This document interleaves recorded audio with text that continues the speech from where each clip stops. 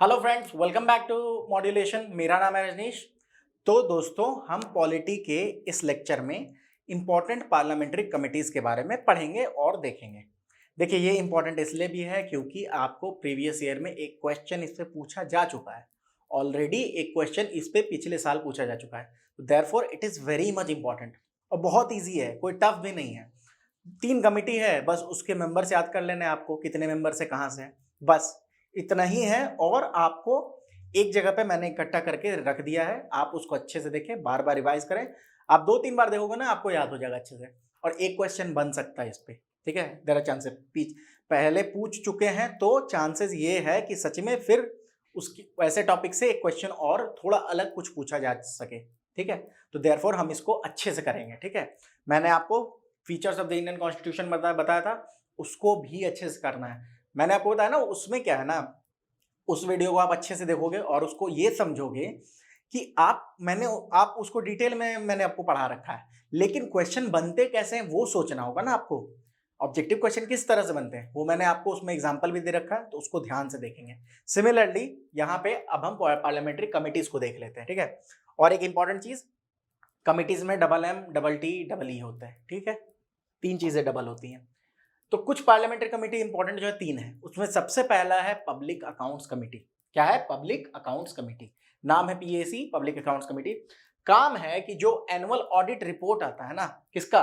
CAG का, वो इसको जो है एग्जामिन करना है। देखो क्या होता है ना, एक पोस्ट है इंडिया में, कॉन्स्टिट्यूशनल पोस्ट है, controller and auditor general of India, CAG, controller and auditor general of India. Full form याद कर लो, काम आएगा, controller and auditor general of India. इनका काम क्या है कि ये एक्चुअली क्या करते हैं, ये गवर्नमेंट के फिनांसेस को ऑडिट करते हैं। ऑडिटिंग समझते हो, कि देखना कि ये क्या क्या मतलब सही है, क्या गलत है फिनांसेस को, वो काम है इनका। तो controller and auditor general of India जो है ना, वो ऑडिट करते हैं साल में, और वो जो रिपोर्ट है वो पेश करते हैं पार्लियामेंट के सामने। अब वो उन्होंने जो ऑडिट किया है, ठीक है, वो जो ऑडिट हुआ है उसको एग्जामिन करना, वो काम है पीएसी का, पब्लिक अकाउंट्स कमेटी का। इसमें टोटल 22 मेंबर्स हैं। कितने मेंबर्स होते हैं? 22 मेंबर।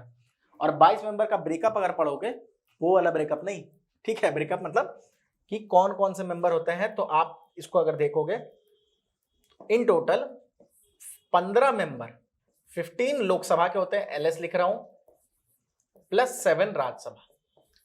15 मेंबर हमेशा यही होता है, यही रेशियो रखा जाता है, 15 और 7 का, ठीक है। 15 मेंबर इसमें लोकसभा से चुने जाते हैं और 7 मेंबर राज्यसभा से। बात समझ आई?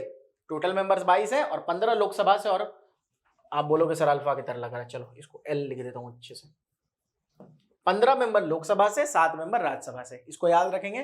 22 मेंबर है, 15 लोकसभा से, 7 राज्यसभा से। काम क्या है? एनुअल ऑडिट रिपोर्ट जो कैग प्रेजेंट करती है पार्लियामेंट के सामने, उसको एग्जामिन करना। बहुत इंपॉर्टेंट कमेटी है ये, one of the most important committees. दूसरा एस्टिमेट्स कमेटी, इसका नाम है एस्टिमेट्स कमेटी। इसका काम क्या है? देखिए, सीधी सी बात है, एक बजट पेश होता है हर साल जो है ना, आप फेब के एंड में बजट पेश होता है। बजट का मतलब क्या होता है? उसको हम एनुअल फाइनेंशियल स्टेटमेंट कहते हैं। Article 112 of the Indian constitution, article 112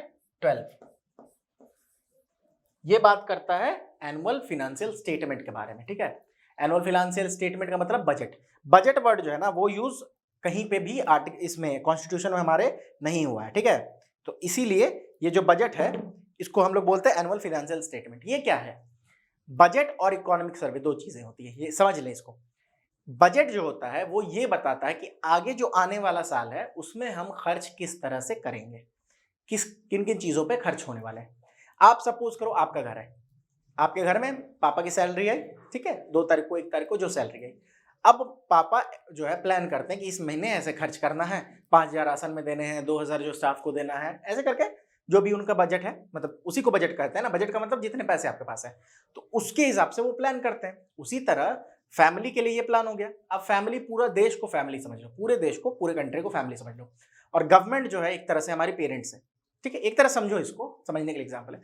वो भी प्लान करते हैं कि इस साल हम कैसे कैसे, किन चीज़ों पे कैसे खर्च करेंगे, क्या हमारे फोकस पॉइंट्स होंगे, कौन कौन सी स्कीम हम प्रेजेंट करने वाले हैं। तो वो चीज़ें जो प्रेजेंट होती है उसे कहते हैं हम बजट, एनुअल फाइनेंशियल स्टेटमेंट। उसमें ये भी दिया रहता है कि जो खर्च हुए हैं वो कहाँ खर्च हुए हैं, और जो खर्च होंगे वो कहाँ खर्च होंगे, ठीक है, बात समझ में आई? ये है बजट। इकोनॉमिक सर्वे क्या है? वो बजट आगे आने वाले साल के बारे में बताता है कि कहाँ खर्च होंगे। इकोनॉमिक सर्वे लास्ट ईयर में जो हुआ टोटल इकोनॉमिक एक्टिविटीज, उसका सर्वे है वो। सपोज करें 2023-24 बजट जो प्रेजेंट होगा तो 2023-24 का प्रेजेंट होगा। आगे अब जब 2024 में प्रेजेंट किया जाएगा बजट तो वो होगा 2024-25 का, और जो इकोनॉमिक सर्वे प्रेजेंट होगा वो 2023-24 का, क्योंकि प्रीवियस ईयर में क्या इकोनॉमिक्स हमारा कैसा रहा, जो मैक्रो इकोनॉमिक पॉलिसीज थी उनका इफेक्ट क्या रहा, वो हमें इकोनॉमिक सर्वे बताता है। तो बजट जो है, जिसे हम एनुअल फाइनेंशियल स्टेटमेंट कहते हैं, उसको एग्जामिन करना, ठीक है, जो एस्टिमेट दिए गए हैं, ये काम है एस्टिमेट्स कमेटी का। ठीक है, जो भी पब्लिक एक्सपेंडिचर होने वाले हैं उसके एस्टिमेट्स को एग्जामिन करना, ये काम है एस्टिमेट कमेटी का। ठीक है, और टोटल इसमें मेंबर कितने होते हैं? 30 मेंबर। 30 मेंबर लोकसभा से। क्यों? लोकसभा इंपॉर्टेंट है, मैंने आपको बताया था, राज्यसभा से ज्यादा इन्फ्लुएंस है लोकसभा का पैसों के मामले में। मनी बिल पे हमेशा लोकसभा ही जो भी कर सकती है। उसी तरह चूंकि ये बजट से रिलेटेड है, ठीक है, बजट से रिलेटेड है, और बजट क्या है? पैसों के बारे में बात करता है, इसीलिए सारे के सारे मेंबर इसमें लोकसभा से होते हैं। 30 मेंबर है, ठीक है, 30 मेंबर है और सारे के सारे लोकसभा से। अब ऑब्वियस सी बात है, बजट कौन प्रेजेंट करेगा? गवर्नमेंट प्रेजेंट करेगी, और गवर्नमेंट अगर प्रेजेंट करेगी और वही उसको अगर एग्जामिन करे तो प्रॉब्लम है ना। कोई एग्जाम आप दे रहे हो और उस एग्जाम की कॉपी आप खुद ही चेक कर रहे हो तो दिक्कत है ना। तो इसीलिए गवर्नमेंट का मिनिस्टर्स जितने भी होते हैं वो गवर्नमेंट के होते हैं, है ना। काउंसिल ऑफ मिनिस्टर्स जितने भी होंगे, एक काउंसिल ऑफ मिनिस्टर होती है, 15% से ज्यादा मिनिस्टर्स नहीं हो सकते हैं। ठीक है, तो क्या है कि टोटल जो है कुल मिलाकर जो मिनिस्टर्स हैं वो इसके पार्ट नहीं हो सकते। कोई भी मिनिस्टर इसमें इलेक्ट नहीं किया जा सकता है, क्योंकि मिनिस्टर क्या है? रिप्रेजेंटेटिव है गवर्नमेंट का। गवर्नमेंट ही बजट ला रही है, तो खुद ही आप बजट ला रहे हो, खुद ही उसको के एस्टिमेट्स को एग्जामिन कर रहे हो, तो ये गलत हो जाएगा। इसीलिए इसमें मिनिस्टर जो है can not be elected as a member of the committee. Total member 30 Lok Sabha से, उसमें 22 थे, 15 लोकसभा से और 7 राज्यसभा से। और एक इंपॉर्टेंट जो है वो है कमिटी ऑन पब्लिक अंडरटेकिंग्स। ठीक है, सीपीयू आप बोल सकते हो उसको, committee on public undertakings. Total इसमें 22 मेंबर सेम। देखो यहां जो था ना, जो हमने पब्लिक अकाउंट्स कमेटी में पढ़ा था, वही same members committee on public undertakings होता है। 15 लोकसभा से, 7 राज्यसभा से। 15 लोकसभा और 7 राज्यसभा। ठीक है, ये इस एक वीडियो से एक क्वेश्चन बन सकता है।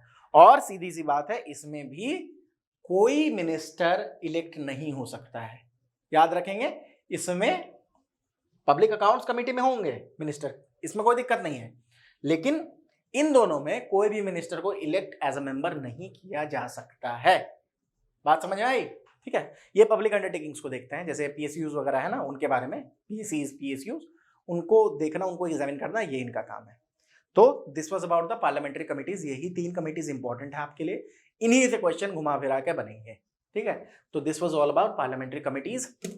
आप मॉड्यूलेशन 2.0 ऐप को डाउनलोड करें, ठीक है, वहां पे आपको सीयूईटी के हमारे कोर्स के बारे में सारी जानकारी प्रोवाइड कराई जाएगी। ठीक है, आप कुछ वीडियोस जो है, फ्री वीडियोस भी वहां पे चेक कर सकते हैं। आपके लिए हमने स्पेशली अच्छे से क्यूरेट करा है सीयूईटी कोर्स को, जिसमें सारे आपके डाउट क्लियरिंग क्लासेस भी होंगे, और जितनी भी चीज़ें आपको एग्जाम में पूछी जा सकती हैं सब पे आपको वीडियोस मिल जाएंगे। ठीक है, आप कांटेक्ट करने के लिए हमें कांटेक्ट कर सकते हो 9015781999 पे, और मॉड्यूलेशन CUET 2024 नाम से आपको टेलीग्राम पे चैनल मिल जाएगा, उसमें ज्वाइन हो जाए, उसमें आपको अपडेट्स मिल जाएंगे। ठीक है, इस वीडियो को आप ज़्यादा से ज़्यादा लाइक करें, शेयर करें, कमेंट करें, जो भी आपको प्रॉब्लम्स आ रही है ना वो कमेंट करो आप, ताकि हम उस पर वीडियो बना सकें। ठीक है, और प्लीज़ सब्सक्राइब कर दें और थोड़ा दोस्तों से भी शेयर कर दें, ताकि क्या होगा ना कि दोस्तों से शेयर करोगे तो फिर डिस्कस करोगे आपस में, आपके लिए वो हेल्दी कंपटीशन जो होगा ना वो बहुत अच्छा होगा। तो दोस्तों को भी शेयर करें, हमारे लिए ये एक तरह से फीडबैक है, बूस्टर है। तो प्लीज़ लाइक कमेंट सब्सक्राइब करते रहें, आराम से पढ़ते रहें, कोई दिक्कत नहीं है। रिवाइज करते रहेंगे तो एग्ज़ाम आराम से क्लियर करोगे, अच्छे मार्क्स के साथ करोगे, और जो भी कॉलेज में जाना चाहते हो आप आराम से एडमिशन ले लोगे। बट आपको रिवाइज करते रहना होगा और CUET से जुड़े रहें। ठीक है, तो मिलते हैं नेक्स्ट क्लास में। Till then take care of yourself and keep on revising things.